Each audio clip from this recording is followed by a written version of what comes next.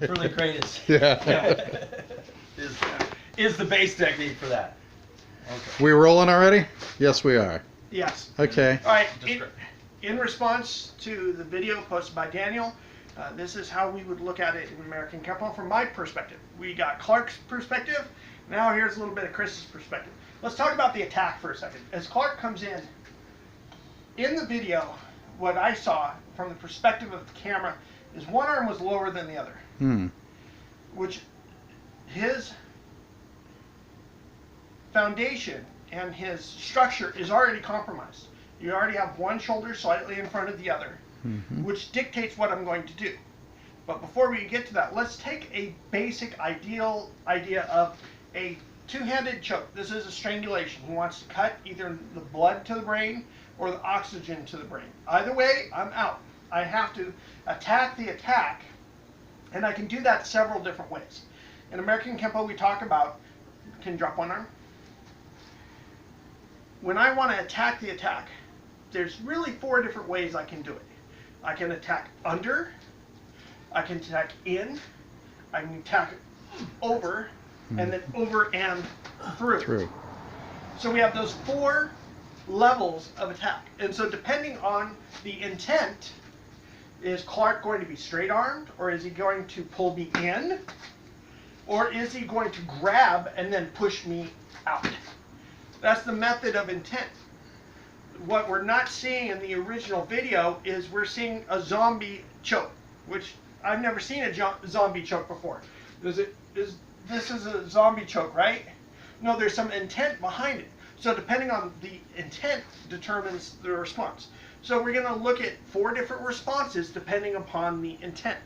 So Clark, just use the straight arm one first. Are you going to be using your right arm mostly? Yes, we'll switch sides. I agree. I agree. Probably see it better. Yeah. Easier to choke from that angle. So he's going to be basically straight armed. He's a little bit taller than me.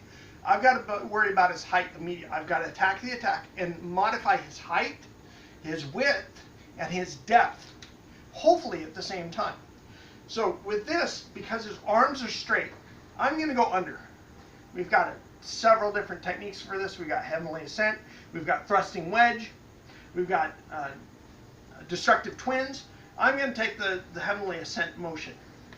Now, first thing I need to do, I need to secure my airway in each of these techniques. What I'm going to do is I'm actually going to drop my chin into the thumbs. Notice Clark's already reacting. And I can breathe, I can still talk, I can still breathe. That allows me that quick second. I'm already attacking the attack with my own chin. Now I'm actually going to step in to break his structure. Hands are going to come up.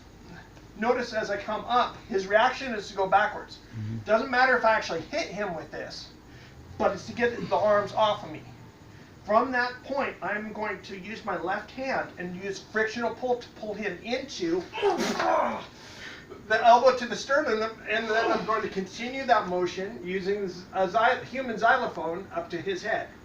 I've got control of his arm, and I can go into whatever I want.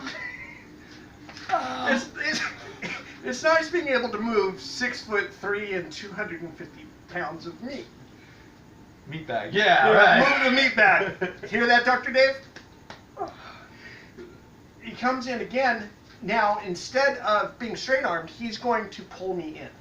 This is going to determine my response. Yes, I'm going to clear the airway by ducking my chin into. But as he pulls me in, I'm going to trap the arms to help prevent him from shoving the thumbs more into my throat. And you saw this horizontal fist to either the iliac crest or to the bladder. And you notice now he's not in a horse stance, and neither am I.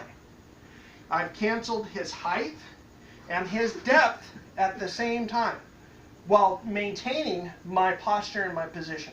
Let's go back and do that one more time. This time, as he pulls me in, I'm going to use what we call a chopping punch. I'm going to tap the bladder and pull back because I'm going to use this hand again. As he pulls in, I can come across. Oh, hey, what yellow belt technique did I just do? Mace of aggression. Called knock the teeth out. Yeah, knock the teeth out. Now he's going to grab and to push away. Almost as though I can imagine maybe there's a wall behind me where he's trying to push me out the door. He's a bouncer at a bar. As he comes in, oof! It was just using a body maneuver that canceled his height, width, and depth at the same time. Let's do that slower so they can actually see it. As he pushes, I'm going with the attack. I'm not trying to resist and cause my own harm. I'm gonna, oh hey, purposeful compliance is a good word for this. As he pushes, all I do is I find a stance, I find my balance. All I'm going to do is begin by rotating. My arm's not even in play yet. All I'm doing is rotating my body, what we call a body maneuver, and notice the difference in Clark's body position. He's already put weight on that front foot, he's got weight over that front shoulder, and now I've changed the spinal position. Now all I have to do is add a thrusting inward block, and Clark's on the other side of the garage.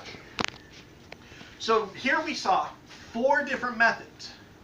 Under, to the side, and through in dealing with that front choke.